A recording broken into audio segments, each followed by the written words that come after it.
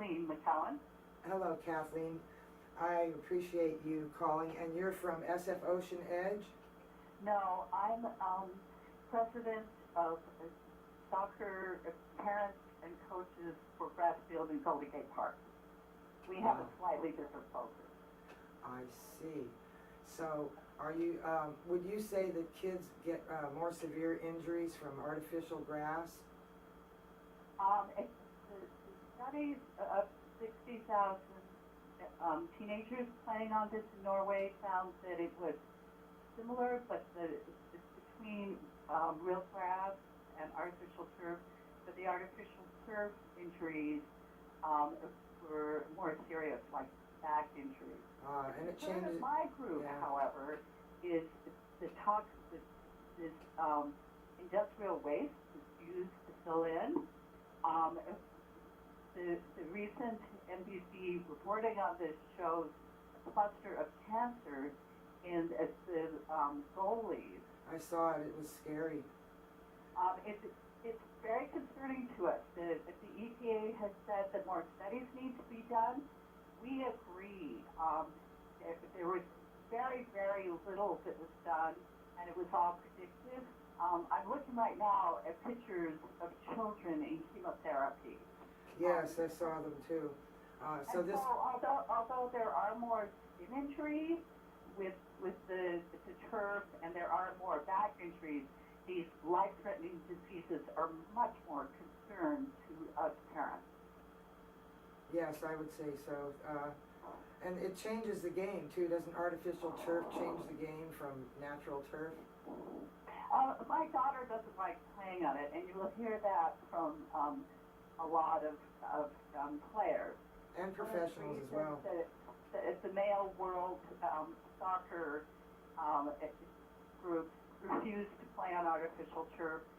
The women's world soccer now is doing so that they can play on grass as well. So are people gonna have to pay to play soccer out there? They already are. Have you seen the kids getting kicked off the mission field? Oh yeah, by Dropbox employees. I sure did. I did a show about that on my retreat. Yeah. The other problem is this is going to be very expensive for San Francisco. The Fisher Brothers group, they've almost full. The only funder, City Field, has been very clear in their literature. They will do nothing for upkeep, and these materials have to be completely replaced at almost $1 million a year each field. And it takes more water for the artificial turf, huh?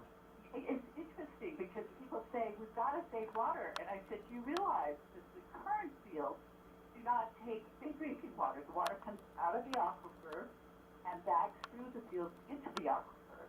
This material, which is so toxic that it's not accepted in landfill, is so full of carcinogens that they must collect all the water that falls on these 7 acres. And it does not go back into the aquifer. It ends up going through our sewer detoxification system for $40,000 a year. And City Fields will not pay for, and it is lost to our water tables. It is discharged way out to the ocean. So the idea that this will save water, that is incorrect. It will cost a lot more. So the Fisher family, who else were proponents of this Prop I, which was it seemed to be a reactionary bill to Prop H, to throw the voter to take the voters off of Prop H, and I know they were grossly outspent. I got way more no on Prop H and yes on Prop I than I did the otherwise. So. The Prop I is really quite terrifying. Well, I shouldn't say terrifying. It's highly concerning because what it does is take away all the current checks and balances putting in fields. In fact, there's almost no discretion left. Neighbors come to me when I table at farmers market and they say, we can't use our park. Prop I will allow this to go with no checks at all. So it's quite concerning. You mean by you're saying no check and balances from the neighborhood groups or or City Hall?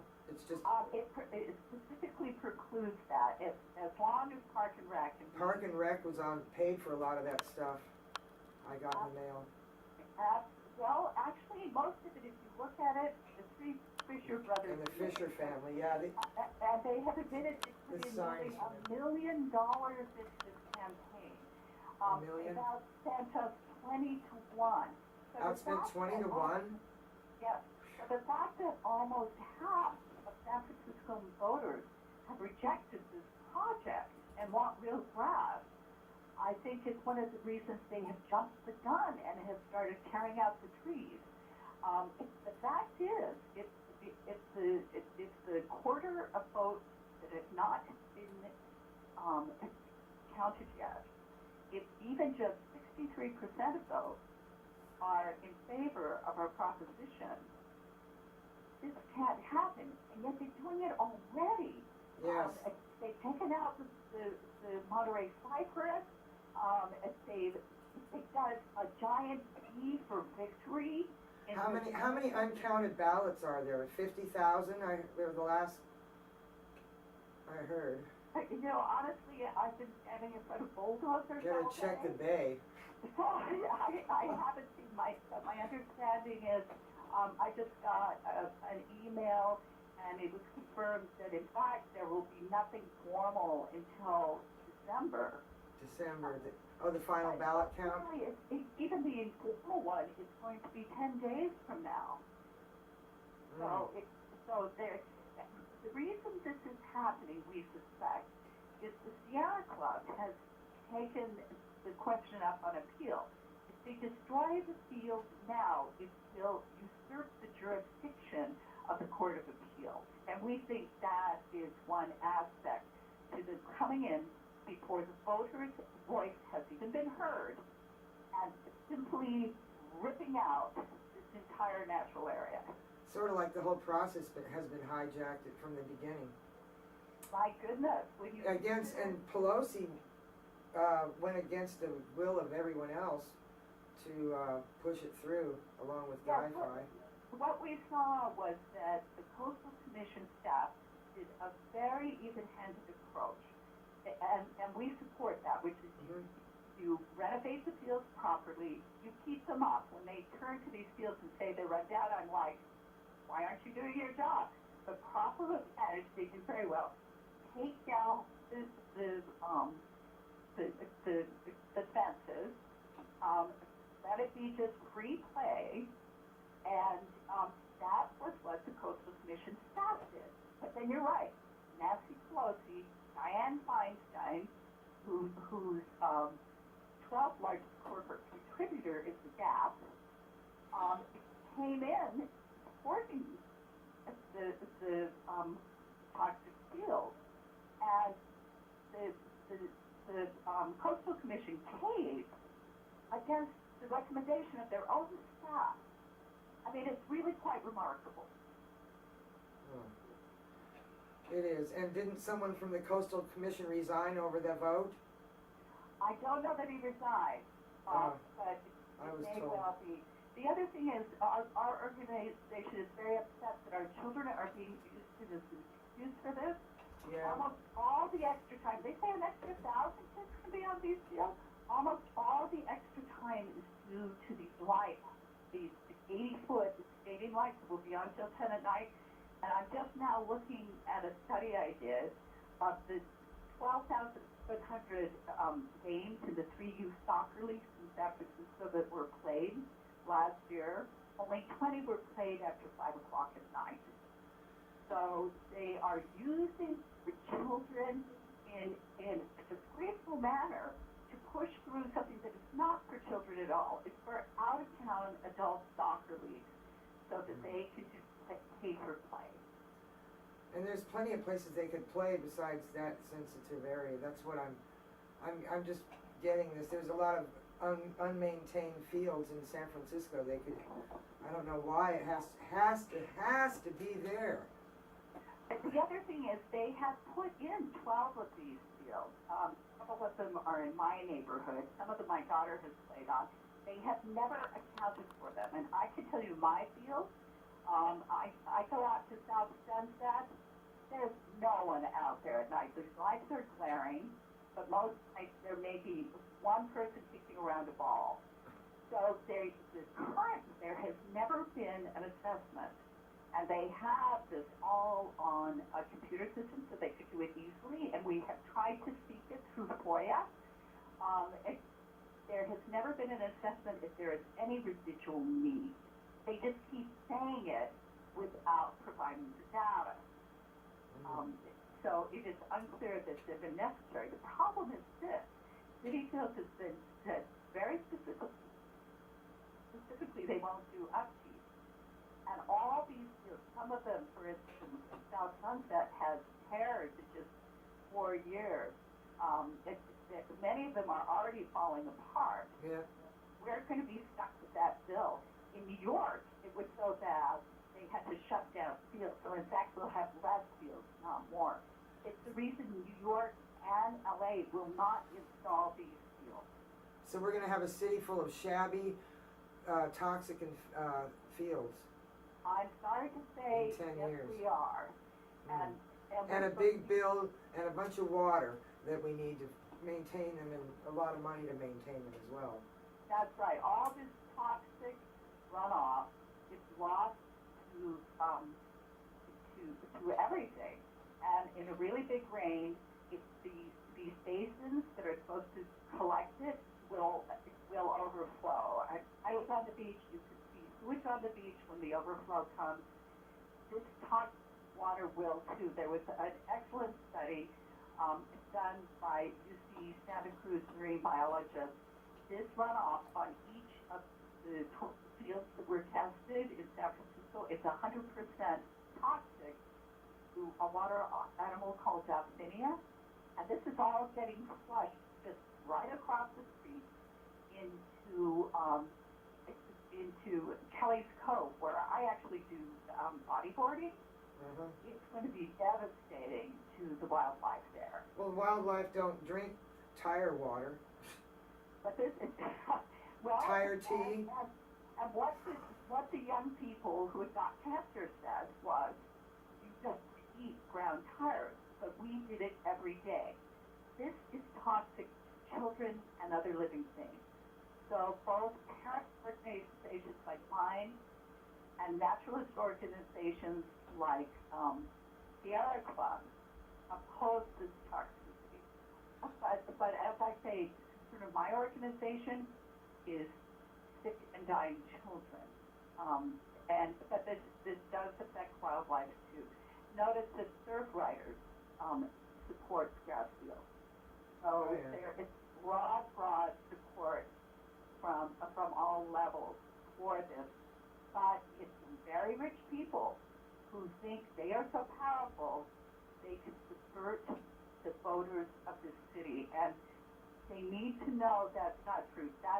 I stood in front of a bulldozer that came quite close to me at a fairly high clip. Where? When? Today? Yes. Did you get pictures? And I was threatened with arrest. It's not moving. Send some pictures to my Twitter, Denise Dory. Oh, you got some of the pictures? I would like to have some. I looked on Kathy's page. I couldn't find any. Oh, well, she may put some up tonight. Okay, I'd like to see some. That was the young man came out and talked to me later after I refused to move. The police were there, and he said, "What would you have done if it kept going?" I really couldn't say. It was basic. So did they continue to bull? I've never been arrested before. I've never done anything like this before. But with the health of our children at stake, as a mother of 3, I just felt I had to. Of course you do. I don't have any kids, and I still feel the same way you do. I don't want to see it happen to anyone, especially the kids.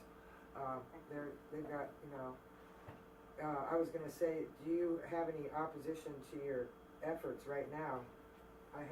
Yes, we had people come, and some of my members of my organization, many of them have to be anonymous. They said, yes, we will join as parents of soccer kids, but the soccer leagues are so aggressive, we don't dare disclose our names. And today we have very angry, somewhat violent people.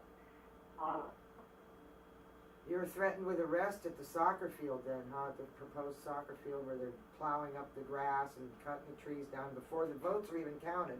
So you're standing out there with some people watching this, you know.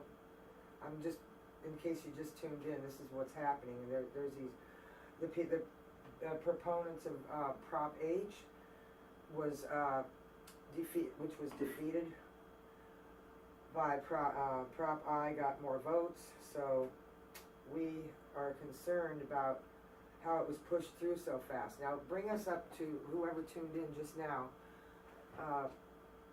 Let us know. The fake grass didn't sway the voters. You were threatened with arrest out there in the field then. Many times, and I was really brave to do it. I found someone who would take my car home.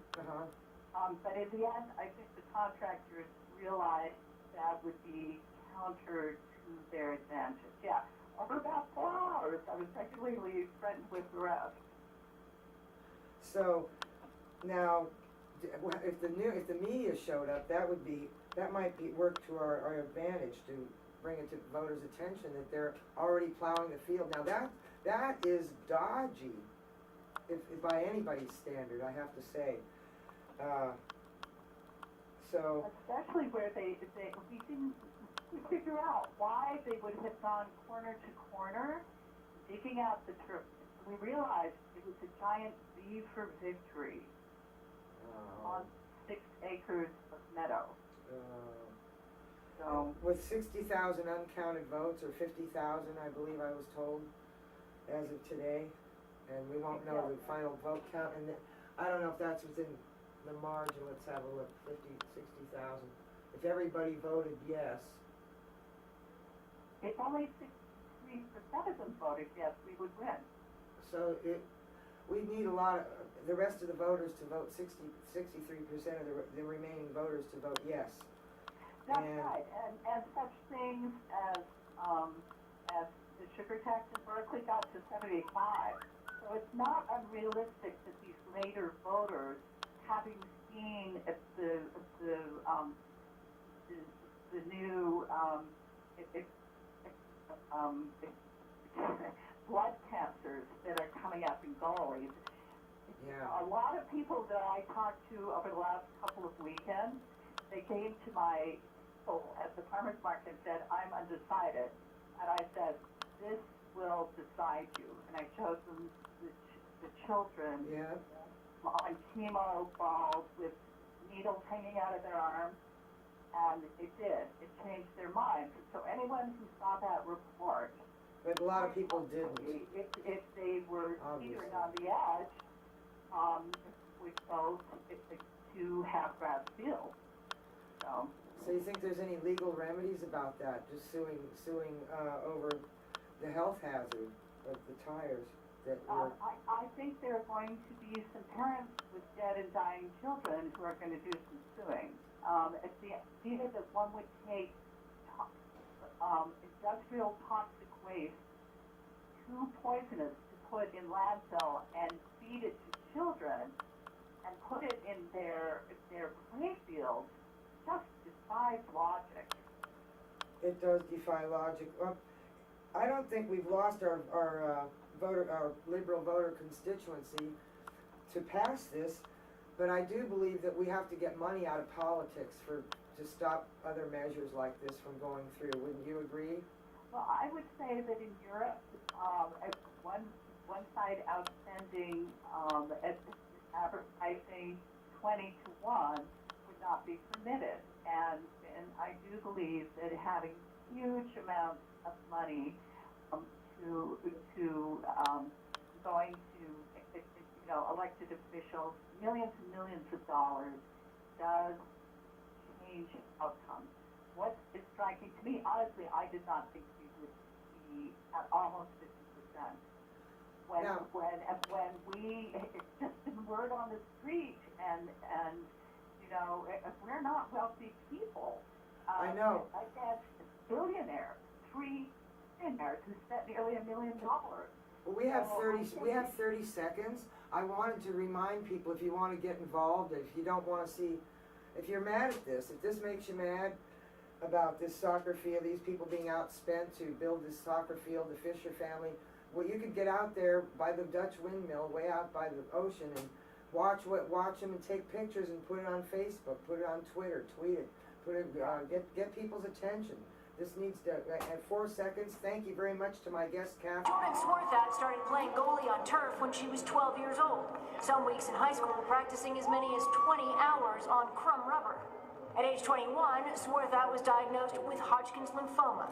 The former goalie is on Griffin's list, names the coach continues to gather of soccer players who have developed different types of cancer. Annika Jibovic, 18 years old. Emma Loney, 15. Austin Everett died at the age of 25 from non-Hodgkin's lymphoma. Her daughter, Austin Everett, a star goalkeeper for Seattle's Blanchette High School and later the University of Miami, died a year and a half ago. In 2008, we told you about a Tacoma Stadium High goalkeeper's battle with Hodgkin's lymphoma. Back then, Luke Beardimple and his family wondered if crumb rubble had played a part in his cancer. I'll catch it, it'll stop the ball, hit off the pellets, and they'll go into my face, go into my eyes and my mouth. In 2008, the U.S. Consumer Product Safety Commission stated that its exposure assessment did not include chemicals or other toxic metals beyond lead. Tires do contain metals and chemicals that had been ruled too toxic to burn in Washington State. The average athletic field uses 27,000 tires. NBC News repeatedly requested an interview, but after several emails and 2 phone calls, the EPA refused. When we asked the CPSC for an interview in response to our investigation, the agency declined our request.